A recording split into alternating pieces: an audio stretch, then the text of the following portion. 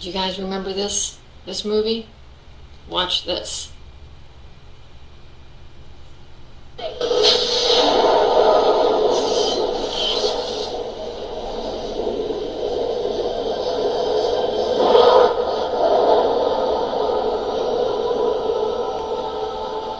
Right, Jackson. It's on the other side of the known universe.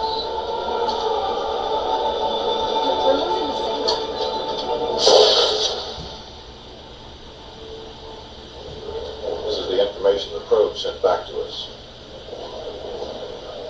Freeze and enhance. You can clearly see the gate on the other side. Both gates must have functioned as a doorway between our worlds. These readings tell us it's an atmospheric match. Barometric pressure, temperature, and most importantly, oxygen. So, the Gulf War started in 1990. This movie was made in 1994. I talked to my friend, he could be making this up. I don't think he is.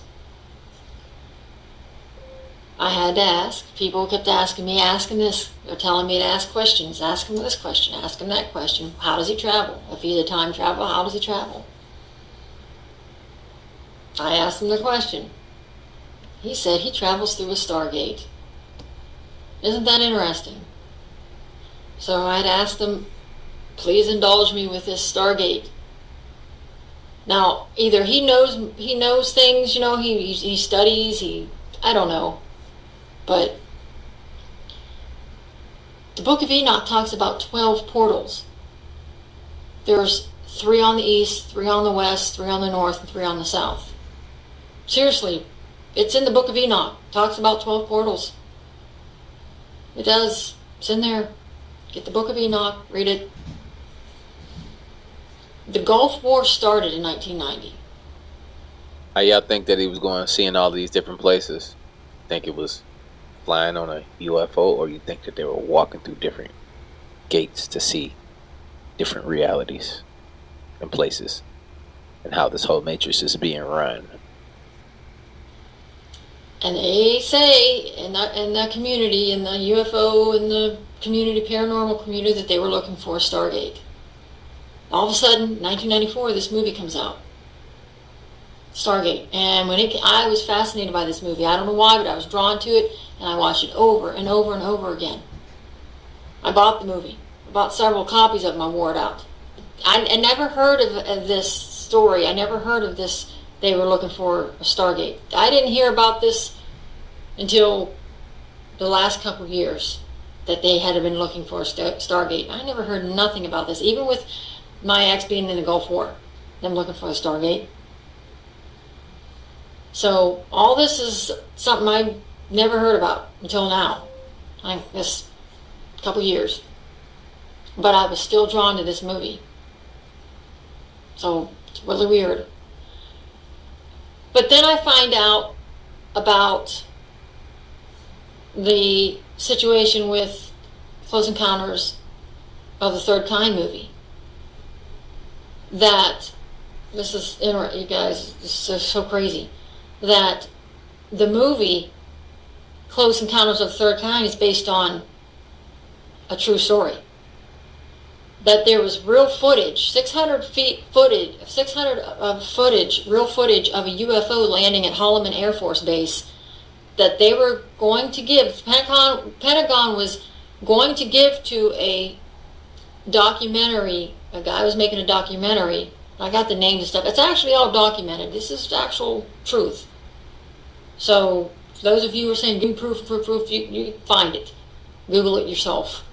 It's on some documentaries. I'm not giving you all that information because it's too much information to put on here. The guy was promised, it was for Nixon's campaign. One particular period, one particular epoch that should concern us is what we know today historically as the Renaissance.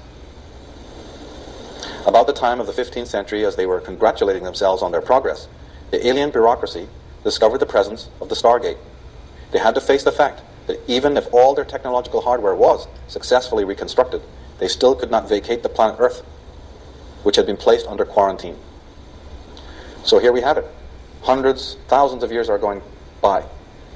The alien progeny have understood that, yes, all the technological hardware that they once had created and had brought here to the planet Earth, which may have even included spacecrafts and all sorts of cybernetic, technologically advanced devices, all of it, or a good deal of it, has been destroyed. So here they are, spending 11,000 years, moving mankind gradually, manipulating every phase of history, putting whole nations under the swords, stretching their empire out to encompass the whole of the globe, mining and enslaving the whole human race in order to slowly, incrementally push the technology further to the point where they can restore some of this. And that accounts for why in the world, for 11,000 years, we've been so sexually and genetically and genderally and emotionally and psychologically arrested, while we're so super technologically advanced. But they've realized, after they discovered the Stargate, that now, even if they manage to succeed in phase one, the Stargate exists. They're in quarantine. Perhaps they'll never be able to leave after all. And they probably found this out the hard way. A very huge and puzzling meteorite fell thunderously in Soviet Siberia on July 30th, 1908. Peasants heard the awesome explosion as far as 620 miles away. A large area of forest was flattened as if an immense object had fallen. No remnants of the alleged meteorite could be found anywhere underground. Radioactivity had initially been released in enormous amounts. The general destruction showed that the energy released had been far greater than the mere impact of a falling stone, no matter how huge. Most significantly, the aerial path of the falling object had not been uniform, but had amazingly changed during descent. Various Soviet scientists then put forward an amazing theory, that it had been a spaceship driven by intelligent beings and loaded with a great power from a nuclear power plant, which had exploded through some accident. Well, if you go along with the theories we're advancing here, we can edit this statement slightly. From the Renaissance, and probably before, through this process of pushing mankind forward, the alien progeny of Atlantis, their descendants, of course, probably were able to build some rudimentary spacecrafts. And it was through taking these up into the ionosphere that they discovered the presence of the Stargate. And perhaps crashing right into it, these spaceships would then fall back to Earth in the way just described here. So it's not that we should understand this as spaceships coming into our solar system and then entering into our Earth atmosphere and then mysteriously veering and careering out of control and crashing into the Russian forests. It can hardly be said that those who've got the ability to cross hyperspace would then enter into our planetary space and lose control of their spacecrafts. Something doesn't sit quite right with that story. More likely, Earth ships are making journeys into the ionosphere in order to penetrate the barrier and can't do so, and then perhaps they lose control and fall back to Earth. But undaunted by this discovery, the alien progeny decide to press ahead.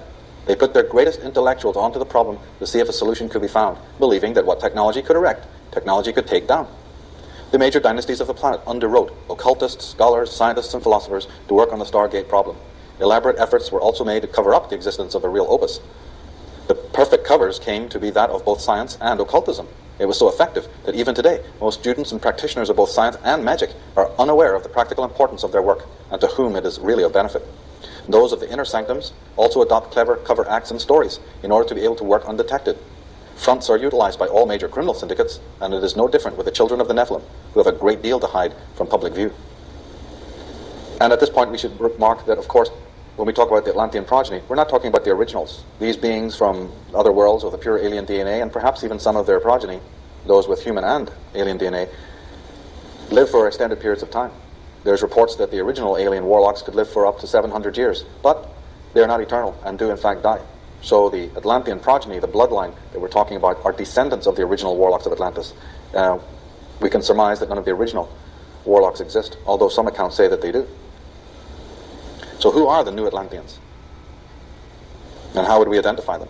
Well, we've got strange personalities all over history. Open any history book and faces stare out of you of Machiavelli, Nostradamus, all these bizarre creatures and characters and the dramatis personae of history. Interestingly, here we have a picture of Rasputin, the Russian warlock. Well, the word Grigori means in Greek the fallen one or the fallen angel.